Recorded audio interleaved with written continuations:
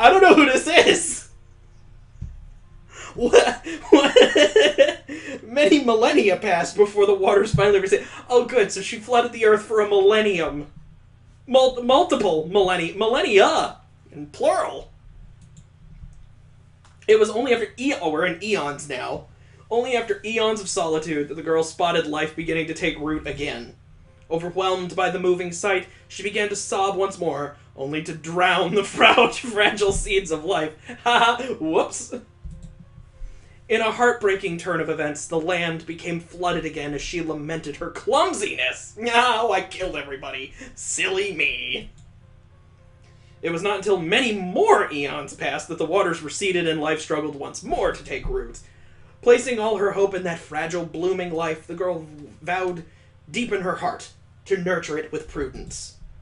Resolving to cry just enough so that it wouldn't wither, but not so much that it drowned, the girl directed her tears to fall from the sky in delicate equilibrium. This is... oh my god. This is the story of a girl that cried a river and drowned the whole world. And I mean, she looks kind of sad in this photograph, but I don't absolutely love her. I don't. I'm sorry, I can't. I'm already home, but I want to go home now. I hope other garbage songs from the early 2000s are represented in batshit insane stories in this freaking game. I mean, occasionally she would commit an error, disrupting the frail balance and causing a drought or a flood to devastate the blossoming flora, but what can you expect? She sucks at this. In panic and heartbreak, she would weep remorsefully, flooding the land once more. But every time the water cleared away, life always sprang back tenaciously, keeping her belief alive that no matter how much I suck, I cannot kill everything for too long. Repeating that cycle over and over again without losing faith, the girl finally saw the day that people roamed the earth once more, and I bet she's thrilled to see them. For those people, she continues to weep to this very day, suffering without end so they can live on. To this moment, that girl lives on, eternally bound to the sky. When clouds come over in the skies, some people feel immense sadness at her tears. Others feel soothed, relieved that they have not been forgotten, and holding her timeless sacrifice dear to their hearts. Some innocent children pout, complaining that they cannot play. And then I tell them, hey, guess what? 2 children were murdered to give us this rain. With a characteristic shift in her posture that indicated she was getting close to wrapping up, Miss Fay flips the final page. Even after being wronged so harshly by them, she continues to watch over and love people. In times of scarcity, when people suffer from the absence of her blessing, she witnesses their pain and cries out so that they may eat and drink. Yeah, that's totally a thing that happens in the world. There's some areas that I think she might have forgotten. Look at all the deserts. Good thing nobody lives there. Otherwise, she'd have to cry for the desert. Maybe we can do like the deserts miss the rain. Maybe that could be the next song we turn into a silly story. In times of war, when people raise the land and commit atrocities, she beholds their sins and sobs so that the spilt blood might be washed away. And in times of prosperity, when people smile and laugh amidst flourishing fields, she admires their happiness and weeps in mirth so that they might continue to thrive. She's bad at reading the room, is what you're saying. With a deep breath, Miss Fay concludes the somber story. Slowly shutting the book, she leans back into her chair to let the ending ferment in our minds like, what you gonna do about it, kids? Top that!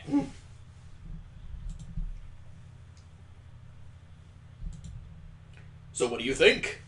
Certainly not the tamest of stories, huh? Miss Fay smiles wickedly. Yeah, that's wicked right there. As she surveys our speechless faces. Wah! Wah! Wah! She's whang again. It's so swag. It's so swayed. I know that she's supposed to be crying and saying it's so sad, but come on. It's so swayed. Shedding tears, that would give the rain goddess a run for her money, Lorona latches onto the closest person to her.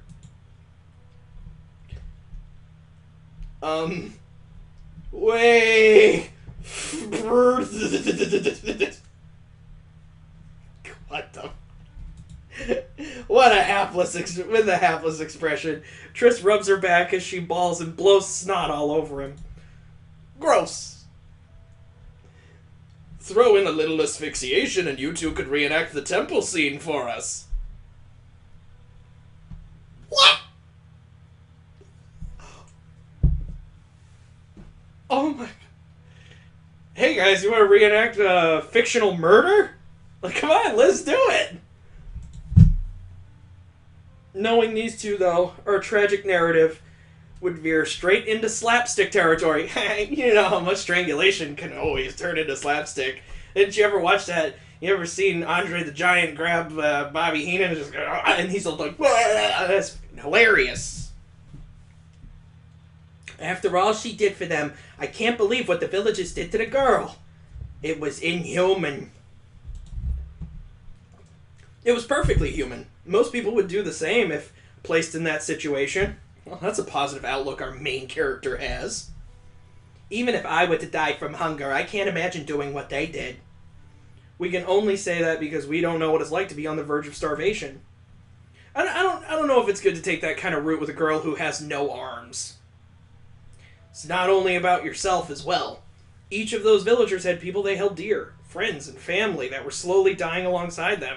And if saving yourself means killing 2 children, what are you gonna do? If the only way to save your kin is through forsaking an outsider, there's no question what you'll choose. This game loves the word forsake. The scale will only ever tip one way if you weigh the life of a loved one against the life of a stranger. But the girl wasn't a stranger to the villagers. She saved each and every one of their lives and suffered beside them. I just can't accept it, how they turned on the very one who reached out to them when they needed someone the most. She must have felt so betrayed, so alone. What I can't understand is, why did they start calling her a witch? What reason did they have to be afraid of her? When people brand someone a witch, it isn't really because they're afraid of the person in question. What they fear is something else. Ah, yeah, you go back to the Salem witch trials when they're like, I'm not really afraid of you, girl I am accusing of being a witch. I am afraid of the metaphorical aspects of you being a witch. Societal things is what I'm afraid of. This is ridiculous. In the end, it's an instrument of dehumanization to protect and preserve their own humanity. It lets them do anything to their victim free of blame. Because you're not a monster if the one you're torturing is a witch. That's the part I hate the most. To brand her as a witch, even though she devoted everything to them. It seriously pisses me off. That must have been how the boy felt when the villagers kept calling her that. He kept rejecting it until the very end. A solemn silence descended upon us as we recalled the scene in question. It's true. The term witch is more often than not a sin of the sayer. Regardless of how the villagers dressed it, though, what lays at the crux of this story is the concept of forsaking one to ensure the survival of many. It's classic utilitarianism. I hate that kind of thinking. The idea that humanity needs to sacrifice people for the greater good. I get how you feel, Kalia, but it can't be denied that much of the life we know has been built on the sacrifices of others. Even so, people's lives aren't numbers to be plugged into some formula. Yes, utilitarianism is a philosophy for cogs, not human beings. These are 10-year-olds that are talking. What 10-year-old talks about utilitarianism? But it's not always the case that humanity takes lives for the greater good. There are times when people willingly offer it up. I don't think we have any right to deny them from doing so. What? This is crazy.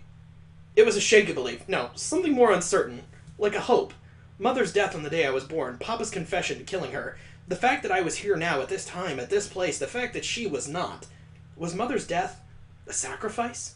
A sacrifice to bring me into the world? If so, I wanted to believe. Cue the X-Files theme. I needed to believe that she had chosen this path of her own will, that she had wished for it. Humanity will always need a sacrifice, even when it doesn't wish for one. Recall how there used to be rain at the very beginning of the story. It follows to imagine there was previously another sacrifice that had made rain fall from the sky.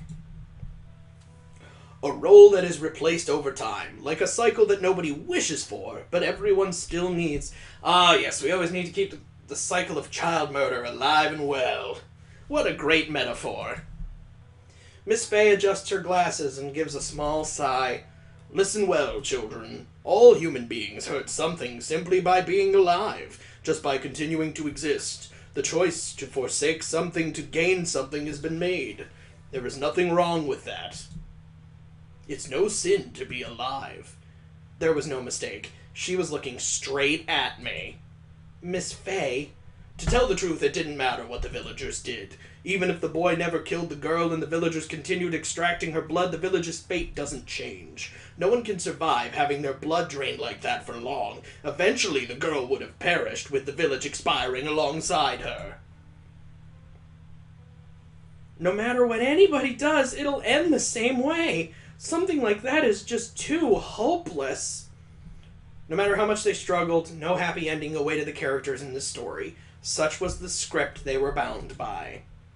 Rain is saddening yet soothing. Life is a child that cannot survive without drinking up the tears of the mother that gave birth to it. And yet, in the end, people were drowned by the very life-giving water that nourished them. Get it? It's like a catch-22. How poetic. Yes, they rhyme and all that. Unfolding her legs, Miss Fay rises from her seat. Anyways, that's about all the time I have for you, children. Turning to me, Miss Fay pulls a sealed letter out of her pocket. This is for your father, Ade. Be sure he gets it. And make sure you don't peek. It's the latest issue of Cauliflower Monthly. I'll tell him he has a new stack of paperwork to finish by tonight. Let's just say that the two of us have a long discussion to be had. Though I was curious about the letter's contents, I had no intention of betraying Miss Fay's trust.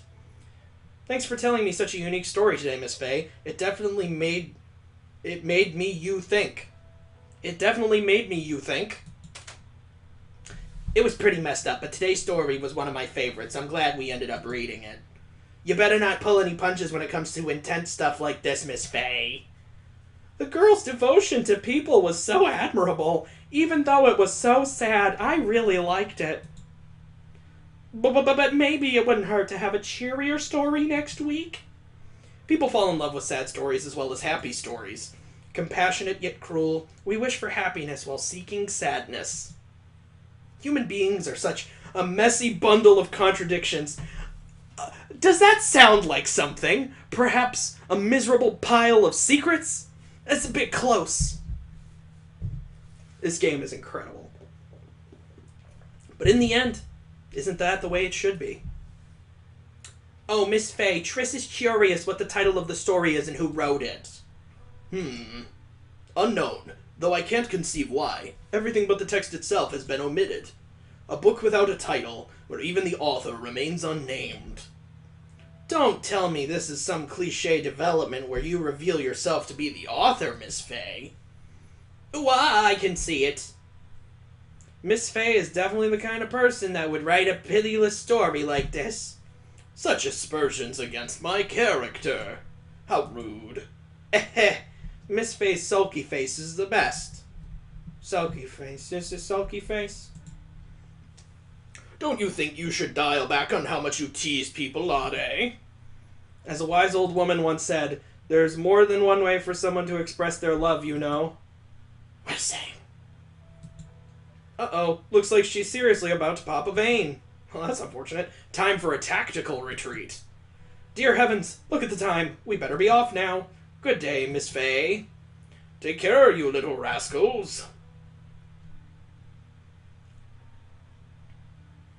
As I don my rain gear and make to leave with the others, though, a sudden pain spikes through my right eye. She's getting a Sharingan. Overcome with vertigo, I lose my balance and bump into someone. Oh, Alouette. You've been so quiet I forgot you were here. So did the story. Alouette just woke up. Munya. Huh, so you were sleeping? For some reason her complexion seemed much paler than usual. Alouette, is something wrong? What's the matter? If you don't tell me with your words, I won't understand. Alouette had a bad dream. Tell me, Alouette. Drawing close, Miss Fay places her hands on Alouette's shoulders. What happened in your dream? What was it about? No. Alouette doesn't know. Alouette doesn't remember. I see. Go ahead and see the children off. If the rain doesn't get better, you're welcome to stay the night. A sleepover with Belly sounds fun. But everyone is waiting for me back home. Without responding, Miss Fay disappears deeper into the building. What are you two dilly-dallying around here for? We're all ready to go. Coming. The pain in my eye was still throbbing, making it difficult to gather my thoughts as I followed behind the others. The rain had greatly intensified during our stay. Its pervasive roaring was as if the earth itself were rebelling against the sky. Wow, it's gotten pretty bad. As much as I'd hate to, should we call it a day and go home? You three go ahead. I need to talk with Miss Fay about something, so I'll be staying behind. All right, guess we'll see you tomorrow then. Make sure you rest up, okay, Ade? Yeah. Upon separating with them, I gaze up at the dreary, overcast sky. Pretty. It was there. Wait, this is the same shot from the storybook that they just read. This is the same damn screen. A vision of a burning sky. What's this feeling? This feeling that everything is coming apart at the seams. Everything's falling apart. It's falling away from me. Falling away from me. Ugh, pick up the pace, Triss. We're gonna look like drowned cats by the time we get home. The onslaught of raindrops pounded down on us like tiny hammers, rendering Kalia's shouts barely audible. We were running home after separating with everyone else. Something causes me to stop in my tracks, though. Triss, we're not getting drier by the moment here. Kalia complains to me as she skids to a halt, but she falls silent when I raise my hand and point to my ear. Though faint, something that clashed disharmoniously against the roaring rain could be heard. Concentrating on my hearing, I wander off the path into the nearby brush. Is that a bird? Something sounds wrong with it. Something about the cry's tone was hurting my heart. Over there, Triss. It lay in a hole lined with frayed netting, a bird with blazing orange feathers. A phoenix oriole. I was right about the phoenix. I said the phoenix tears. Ha ha ha. I'm so smart. A species that was supposed to have gone extinct since the fire of collapse. Before us, what was surely among the last of its kind was struggling with all it had to stay alive. The bird cries out pitifully, flapping its wings in a desperate attempt to stay afloat amidst the rising water. We need to save it. I spring into action, dipping my hands into the water to try and pull the bird free, but my blind fumbling is to no avail. The bird's panicked flailing and incessant downpour was making it impossible to see. It's drowning. We look on in frozen horror as the bird's head disappears under the surface. Scoop out the water, Triss. Cupping my hands, I shovel water out in a frenzied attempt to drain the hole. But while I'm able to displace enough water for the bird to pop up and breathe, the pouring rain makes it so that I can't relent for an instant. If I stop, the rising water will drown the bird in no time. But there's no way for me to free the bird in this state. Okay, so the bird is in a hole in the ground. There's two of them. I get why Kalia can't help because she got, no hands. But the fact that the Triss and main character girl are incapable of picking a bird up out of a hole. Instead of picking up the bird, they are instead scooping water out with their hands. Like fools. I can't keep this up forever. Damn it. Damn it. Unable to stand by any longer, Kalia throws herself to her knees and plunges her head into the cold water. Was she going to drink it? She must have come to the same conclusion as me. If we can't see what's trapping the bird from above, our only option is to try looking from below the water's surface. Claff, claff, clack, clack, clack. Those are some weird ways to spell that out. Pulling her head above the surface, Kalia spews water out of her mouth as she struggles to catch her breath in the thick of rain. It's all tangled up in the netting. But though we now know what the problem was, we were no closer to a solution. We simply didn't have enough to work with. My hands were full scooping out the water, while Kalia had nothing to reach out with. I mean, I know it's true, but you have to call attention to it. The only thing she could do was look on powerlessly from the side. Ugh. Her face twists into an expression I haven't seen in a long time. One eye closed with another one slightly open. Bitterness. Frustration. It's always been like this. Even when it's right before me, I've never been able to. I could almost hear it, the thoughts running through her head. No! Unable to accept it, Kalia plunges her head below the surface and bites onto the netting, ensnaring the bird. Wildly, madly, she gnashes her teeth in a desperate attempt to cut through. How does the main character know this? Her head's underwater. Yeah, it definitely looked like she's biting a net under there. But though she sticks at it stubbornly for as long as she can, before long she runs out of breath. Claff! Clack! Coughing up the water that floods into her lungs, Kalia takes a deep breath and dives back under. But no matter how many times she tries to chew through the netting, it doesn't give. Okay, so instead of her sticking her head in the water to bite the net, why don't one of the other two people with fucking hands reach in and... The only thing she was accomplishing was tiring herself out. Exactly. No. As we repeated our futile cycle, the bird only continued to weaken. Its movements were slowing, its cries growing faint. A realization dawns upon me as my fingers begin to grow numb from the biting chill. At this rate, it's going to die. No, no, no. Kalia croaks weakly as she dips back under for another unsuccessful attempt. But she's only able to hold her breath for a few seconds before having to rise again. My own exhausting act was taking its toll on me as well. Yeah, she going like this. This is all she doing. I couldn't feel my arms anymore. Neither can she. But tisk. That's rude, I'm sorry. But even then, we don't stop. We can't stop. Cack. We can't stop. Can't stop. Addicted to the shindig. Choose not the life of imitation. The sound of falling rain. It was the only thing that could be heard. The bird's cries were no more. Slumping to the ground, Kalia stares on vacantly as water overflows the hole. But even though the bird had ceased moving long ago, I don't stop. With hands that had lost all feeling, I continued to paw weakly at the water. It's the same. It's the same as that time. Oh my god, what the hell is this? Is this supposed to be the hole? What is this, the ring? Was a bird in there, or Samara? In my mind's eye, I can't help but see it. A circle of light above us so far out of reach. The slippery stone surrounding us so dark, so cold. Her warm blood flowing through my fingers so red. What? So red. Stop. Let go of her. Stop it, Triss. Let go of her, Triss. It's dead. She's dead. Wah, wah, wah. I grab at my temples as the nauseating pressure begins to build up in my skull. Deep within me, something begins to smolder. A fire was trying to catch, but deprived of air, it forms nothing more than smoking embers. Why? The well's chilly water. Okay, so it's a well? I thought it was a hole. The well's chilly water slowly running red as the life bleeds out of her body.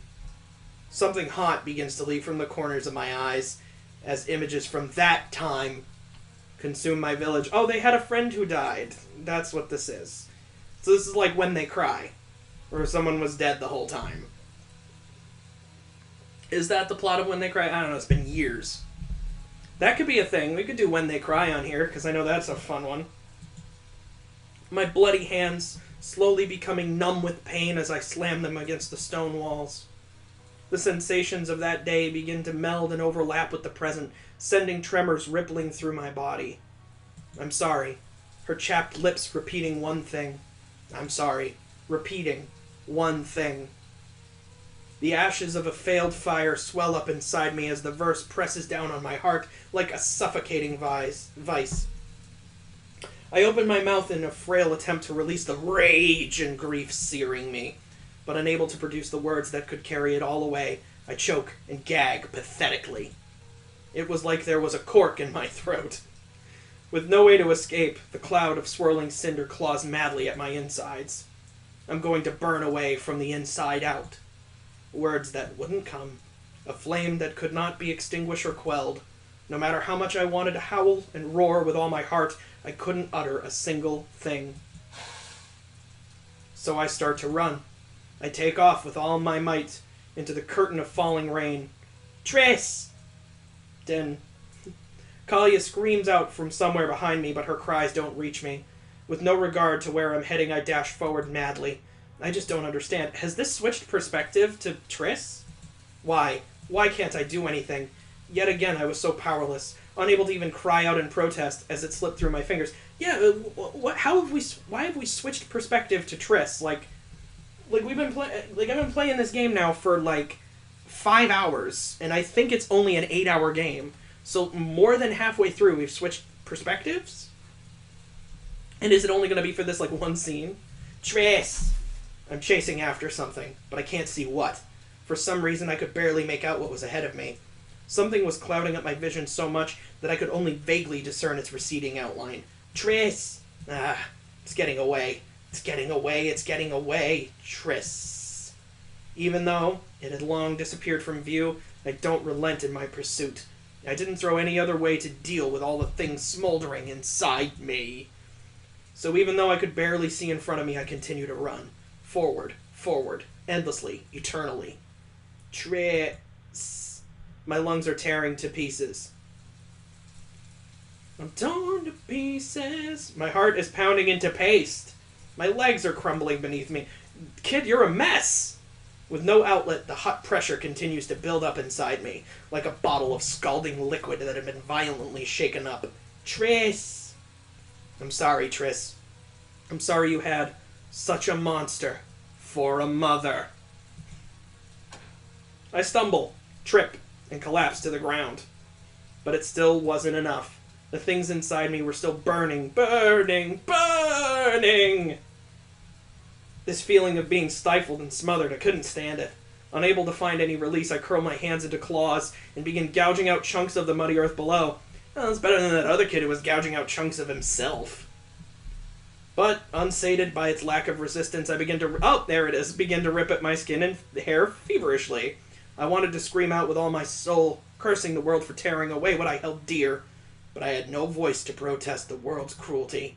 My mouth merely flapped open and shut pathetically like a dying fish. Thump.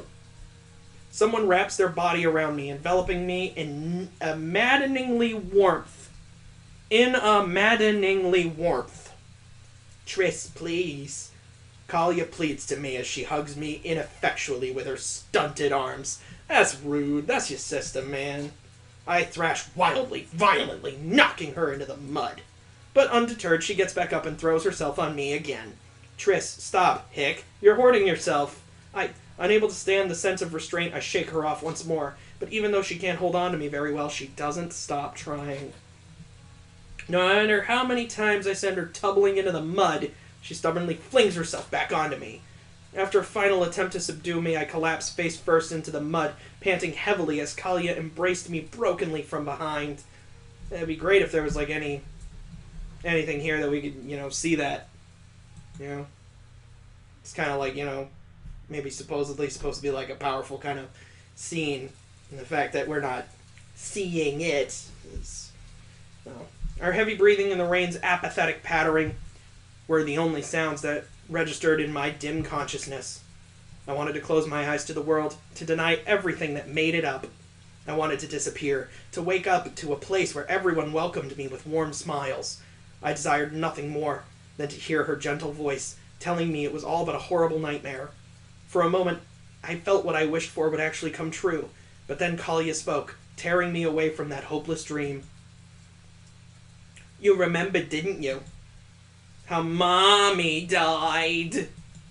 Her words cut to me like a sharp blade, forcing me to stay rooted in reality's cold domain with her. You still carry it with you, even now. It lay on the ground before us, a piece of fabric stained with blood.